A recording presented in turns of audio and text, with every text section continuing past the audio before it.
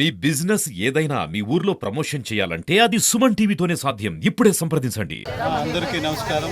ఈ press meet యొక్క ముఖ్య ఉద్దేశం ఏమంటే ఈరోజు అక్షయ తృతీయ సందర్భంగా ఇక్కడ చైల్డ్ మ్యారేజ్ గురించి మనం మాట్లాడాలనుకున్నాము.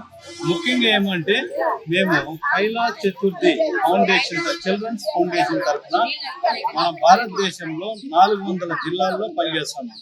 మెయిన్గా 216 మంది ఈ నాన్ గవర్నమెంట్ ఆర్గనైజేషన్ తరఫున ఈ వర్కింగ్ అనేది చేస్తాను. ముఖ్యంగా మాది రియల్ అనే ఆర్గనైజేషన్ ద్వారా చిత్తూరు జిల్లాలో 31 మండలాల్లో చైల్డ్ మ్యారేజ్ గురించి అవేర్నెస్ చేయడము, ర్యాలీలు చేయడము, లడ్జీలు చేయడము ఇలాంటి కార్యక్రమాలన్నీ చేస్తాము. ముఖ్యంగా ఈ రోజు అక్షయ తృతీయ సందర్భంగా పెళ్లిళ్ళు అనేది జరుగుతూ ఉంటుంది. ఈ పెళ్లిళ్ళు అనేది అమ్మాయిలకి 18 సంవత్సరాలు లోపల, అబ్బాయికి 21 సంవత్సరాల లోపల ఉండే పెళ్లిళ్ళన్నీ చెల్లుబాటు కావు. ఈ పెళ్లిళ్ళు జరగడం ద్వారా అనేక రకాలైన ఇబ్బందులు వస్తుంది. తర్వాత పుట్టబోయే పిల్లలు కూడా అంగవైకల్యంతో జన్మిస్తూ ఉన్నారు. అట్లాంటివన్నీ మనం నిరోధించాలి. తర్వాత ఆ అమ్మాయి యొక్క గ్రోత్ అక్కడికి ఆగిపోతా ఉంది. మెయిన్ గా వచ్చేసి మన జిల్లాలో ఈ టీనేజ్ ప్రెగ్నెన్సీ అనేది కూడా ఎక్కువగా ఉంది. దీనికి కలెక్టర్ గారి చైర్మన్ గారి ఆధ్వర్యంలో ప్రతి నెల ఒక రివ్యూ మీటింగ్ లో ఆల్ డిపార్ట్మెంట్స్ తో కలిపి రివ్యూ చేసి ఎక్కడ చైల్డ్ మ్యారేజ్ అనేది జరగకూడదు అనే ఉద్దేశంతో కూడా మన జిల్లాలో చేయడం జరుగుతున్నది. ముఖ్యంగా ఇప్పుడు మనం చెప్పేది కదా, ఇప్పుడు ఏదన్నా పెళ్లి జరగాలంటే స్వామి గారు ఉంటేనే ఆ పెళ్లి జరుగుతుంది.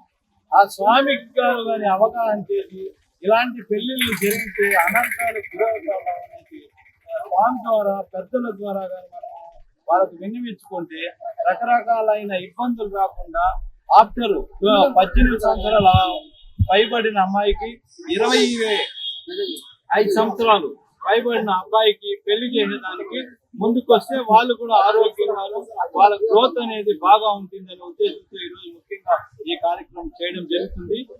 జై గణేశాయ నమః. నేను కాణిపాకం స్వయంభూ వరసిద్ధి వినాయక స్వామి దేవస్థానంలో పురోహితునిగా పనిచేస్తున్నాను. ఇక్కడ ఎక్కువగా పెళ్లిళ్ళు దేవస్థానం తరఫున జరుగుతుంది. ప్రతి వివాహం కూడా ముందుగానే ఆఫీస్లో రిజిస్టర్ చేసుకోవాలి. అక్కడ రిజిస్టర్ చేసుకునేటప్పుడు అమ్మాయికి కానీ అబ్బాయికి కానీ మైనారిటీ తీరిందా లేదా అనే దానికి ఫస్ట్ బర్త్ సర్టిఫికేట్ అడుగుతారు. ఒకవేళ బర్త్ సర్టిఫికేట్ లేని పరిస్థితుల్లో వాళ్లకు ఎడ్యుకేషన్కి సంబంధించినటువంటి SSC మార్క్ లిస్ట్ కానీ లేదా డేట్ ఆఫ్ బర్త్ ప్రూఫ్ ఉండేటువంటి ఏదైనా ఒక సర్టిఫికేట్ ని ఖచ్చితంగా అమ్మాయికి అబ్బాయికి అడుగుతారు. ఆ విధంగా బర్త్ ప్రూఫ్ అయిన తర్వాత లోకల్లో ఉన్నటువంటి వాళ్ళు ఏ లోకల్ చెందుతున్నా ఆ లోకల్లో ఉన్నటువంటి VRO దగ్గర నుంచి నో అబ్జెక్షన్ సర్టిఫికేట్, వాళ్ళు మేజర్ అని చెప్పేసి, అదేవిధంగా వాళ్లకు మొదటి పెళ్లి అని చెప్పేసి ఎలాంటి అబ్జెక్షన్ లేదనేసి VRO దగ్గర నుంచి కూడా ఒక లెటర్ తీసుకుంటారు. ఇదే కాకుండా పేరెంట్స్ యొక్క ఆధార్ కార్డ్స్, పెళ్లి కొడుకు యొక్క ఆధార్ కార్డ్స్ తో పాటు 2 విట్నెస్లు కూడా ఇరువైపులా 2 విట్నెస్లు తీసుకుంటారు. ఆ విట్నెస్లకు సంబంధించినటువంటి ఆధార్ కార్డ్స్, వాళ్ళ డీటెయిల్స్ అన్నిటిని కూడా ఒక ఆఫీసులో ఉన్నటువంటి లెడ్జర్ లో రికార్డ్ చేసిన తర్వాత వాళ్లకు రిజిస్టర్ చేయడం జరుగుతుంది. రిజిస్టర్ అయిన తర్వాత సామూహిక కళ్యాణ మండపంలో ఈ వివాహాన్ని మేము జరిపించిన తర్వాత వాళ్ళు ఫోటో తీసుకుంటారు. ఫోటో తీసుకున్నటువంటి సాఫ్ట్ కాపీని కార్యాలయంలో కానీ చూపిస్తే అమ్మాయి దగ్గర అబ్బాయి దగ్గర సంతకాలు తీసుకుంటారు. ఒక 5-6 రోజుల తర్వాత మళ్ళా ఫోటోకి సంబంధించినటువంటి హార్డ్ కాపీ ఇచ్చిన తర్వాత వాళ్లకు రిసిప్ట్ ఇవ్వడం జరుగుతుంది.